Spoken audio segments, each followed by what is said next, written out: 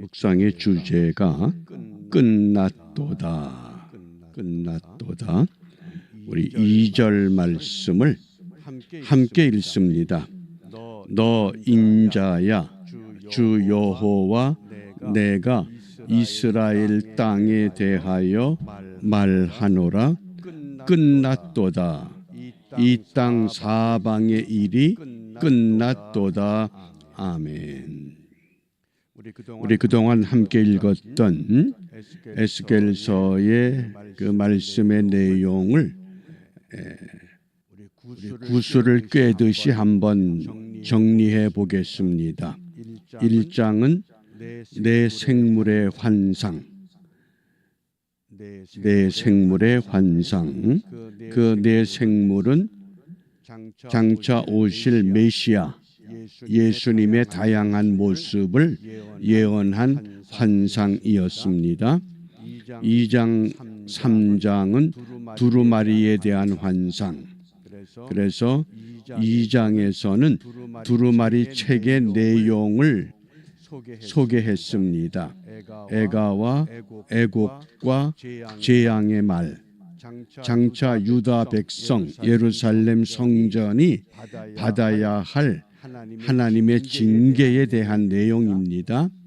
그리고 3장에서는 그 두루마리의 내용을 먹고 가서 고하라. 하나님의 예언, 하나님의 말씀을 완전히 소화시킨 후에 하나님의 백성들에게 깨우치라고 하셨습니다.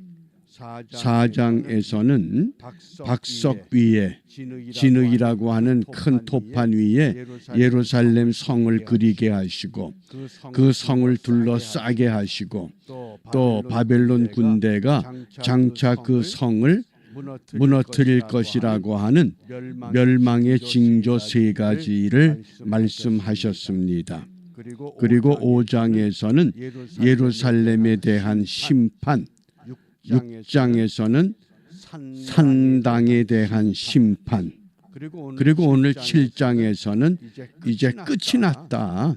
하나님의 심판이 이루어진다고 하는, 그래서 이 끝은 하나님의 백성들의 행위에 대한 심판입니다. 역사적인 종말이 아니라 하나님의 백성들이 이제까지 어떻게 신앙생활을 했느냐. 그래서 4가지 행위에 대한 심판을 말씀합니다. 첫 번째 교만, 두 번째 포학, 세 번째 사치, 네 번째 우상. 이 4가지 행위를 이제 책망하시는 말씀이 오늘 7장의 내용입니다. 이 내용을 좀 더 우리가 구체적으로 살펴보겠습니다. 3절 말씀에 이제는 내게 끝이 이르렀나니. 하나님은 사랑과 자비의 하나님이십니다. 오래오래 참으십니다. 그런데 무작정 오래 참으시는 것이 아니라 하나님의 공의가 허락하지 않을 때 내게 끝이 이르렀다. 내가 내 진노를 내게 발하여 내 행위를 국문하고 하나님의 백성들의 행위, 그것을 하나님께서 이제 확인을 하신 후에 너의 모든 가증한 일을 보응하리라 징계하시겠다고 말씀합니다. 또 4절입니다. 내가 너를 아껴보지 아니하며 긍휼히 여기지도 아니하고 내 행위대로 너를 벌하여 너의 가증한 일이 너희 중에 나타나게 하리니 너희가 나를 여호와인 줄 알리라. 사랑의 하나님이 왜 하나님이 선택한 백성, 하나님의 백성들을 징계하시고 심판하시는가? 그 목적이 내가 믿음의 대상이다. 내가 참 신이다. 내가 역사의 주인이다. 너희가 나를 여호와인 줄 알리라. 빨리 깨달으라. 그 말씀입니다. 세상에 권력을 쥐고 있다고 권력자가 주인이 아니라 주인은 여호와 하나님이시다. 이제 이러한 하나님의 절대적인 명령에 따라서 하나님의 백성들의 잘못한 네 가지 교만과 포학과 또 사치와 우상에 대한 것을 우리가 좀 더 구체적으로 살펴보겠습니다. 첫 번째, 왜 유다가 무너져야 하는가? 교만한 행위로 인해서 심판을 받을 수밖에 없다고 말씀합니다. 10절입니다. 볼지어다 그날이로다 볼지어다 임박하도다 정한 재앙이 이르렀으니 몽둥이가 꽃피며 교만이 싹났도다. 교만이 뭡니까? 하나님이 없는 것처럼 하나님을 무시하는 것, 그게 교만입니다. 나 외에는 하나님이 없다. 이것이 교만의 모습입니다.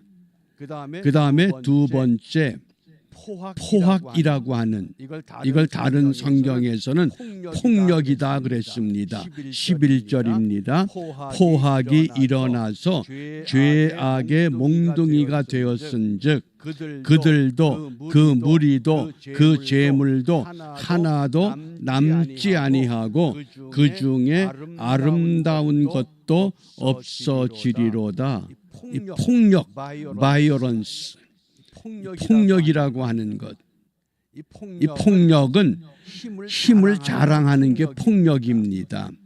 돈의 힘을 자랑합니다. 체력의 힘을 자랑합니다.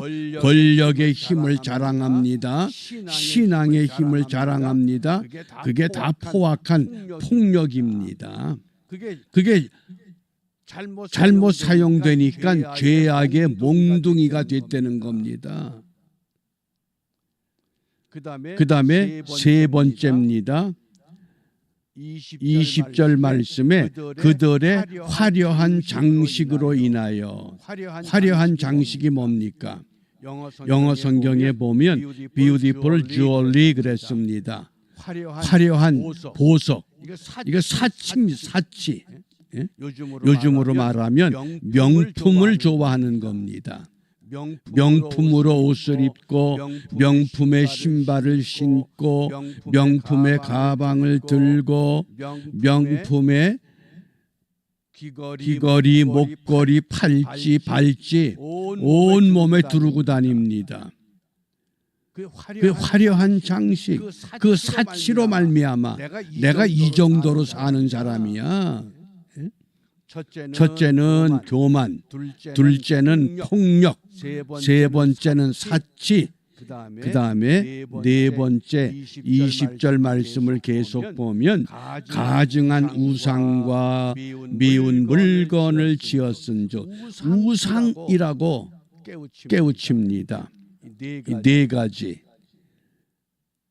하나님은 이 네 가지 잘못된 행위 까닭에 예루살렘 성전 남유다를 파멸시키십니다. 네 가지를 잘 기억하시기 바랍니다.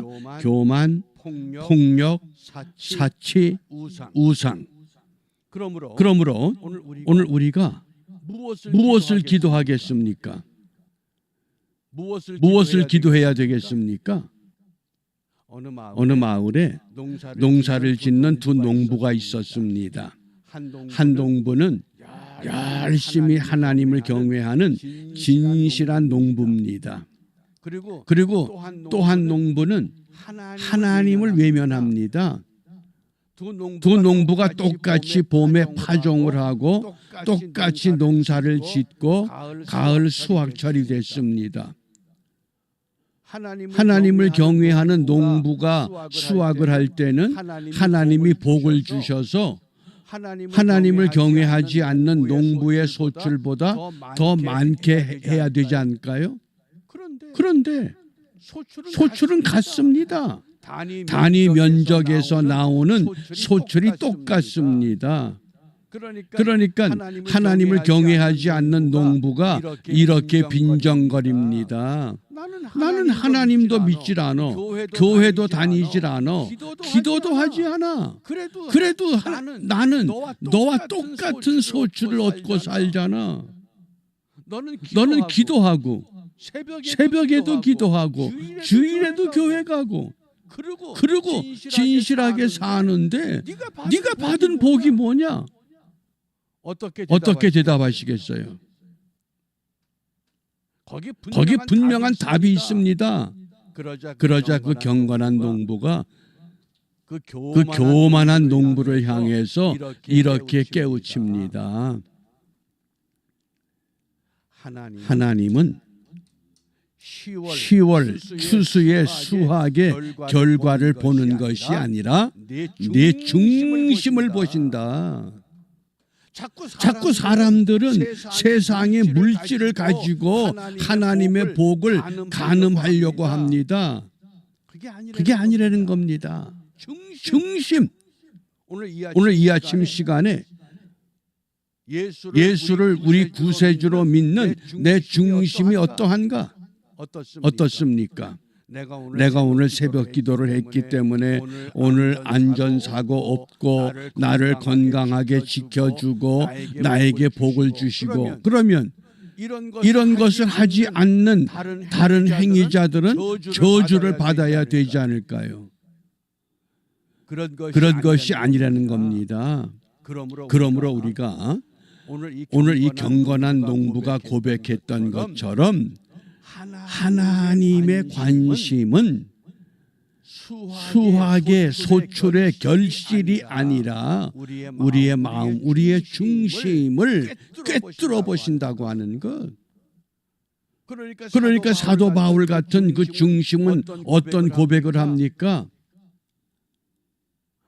내가 아무것도 없어도, 내가 비록 가난해도 나는 얼마든지 하나님으로 인해서 기뻐할 수 있다. 그게 중심이잖아요. 우리가 좀 그만한 믿음으로 성숙해져야 합니다.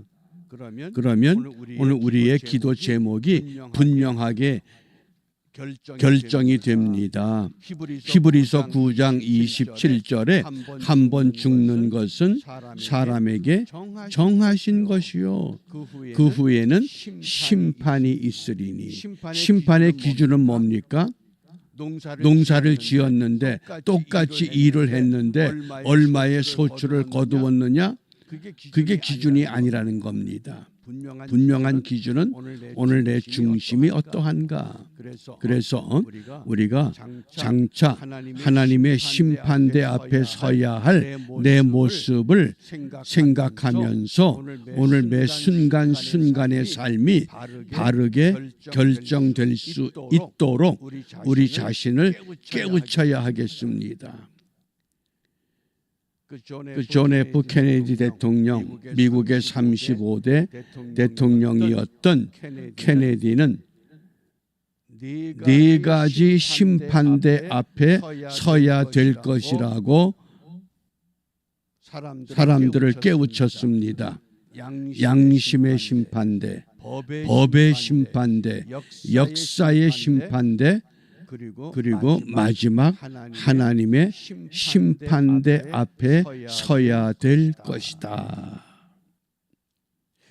영국이 자랑하는 아프리카 탐험의 공을 세운 두 사람이 있습니다. 한 사람은 로즈라고 하는 정치인입니다. 또 한 사람은 리빙스턴이라고 하는 선교사여 탐험가입니다. 이 로즈는 많은 원주민들을 죽이기도 하고 다이아몬드를 찾아내서 영국에 많은 국익을 끼쳤습니다. 그 당시 영국 사람들은 로즈를 애국자라고 칭호했습니다. 반면에 리빙스턴은 영국의 이런 잘못된 제국주의 정책, 이건 회개해야 된다, 그리고 깨우쳤습니다.